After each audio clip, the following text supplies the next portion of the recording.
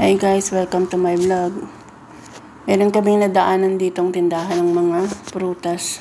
Ito, tumingin kami ng ilang prutas kasi hindi kami makapunta sa farm. Ang layo kasi. Tingnan nyo yun, no? Ito, mansanas.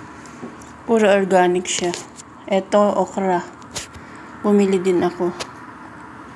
Ito, pakwan. Marami kayong bibili dito. Maliit lang yung tindahan ng mama. Kaya dito kami bumili. Kasi nakakaawa din yung matanda eh. Kahit konti lang yung kanya. Sarili niyang puno yan. Itong ubas, itinda siya. Yan.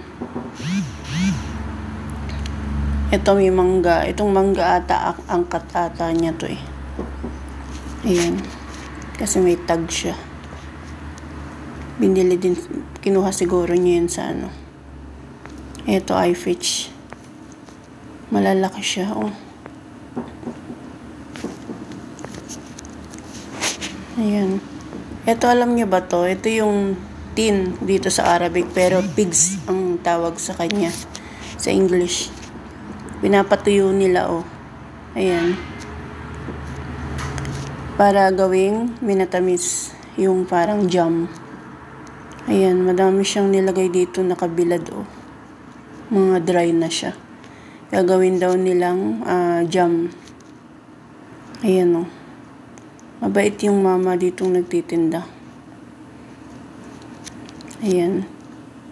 Ang dami. Mas dito, meron ako nakita snowbar. Alam nyo ba ang snowbar dito ay ginto? Ito nana or mint.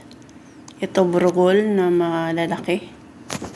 Pati ito burgol din.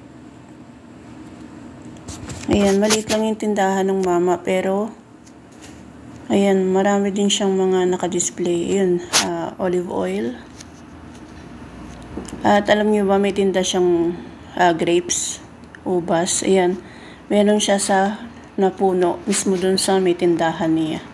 Pag may bibili, dito lang siya kumukuha. Ayan, kaya fresh na fresh yung ubas niya. Ayan, nakakatuwa kasi oh, madami ng bunga. Yan. Tsaka matamis siya, hindi siya maasim. Talaga, ikaw ang pipili kung anong gusto mong bilhin dito sa mga ubas. Ayan o. Mismong yung tindahan niya, ayan ang pinakabubong niya, yung ubas. Ayan o. Ang dami. Tabi naman siya ng kalsada. Kasi ito meron ding green bell pepper at saka red bell pepper. Ayan, madami din siyang tindang mga ganyang gulay. Meron ding cherry tomato, kaya lang siguro binili niya to. Thank you for watching.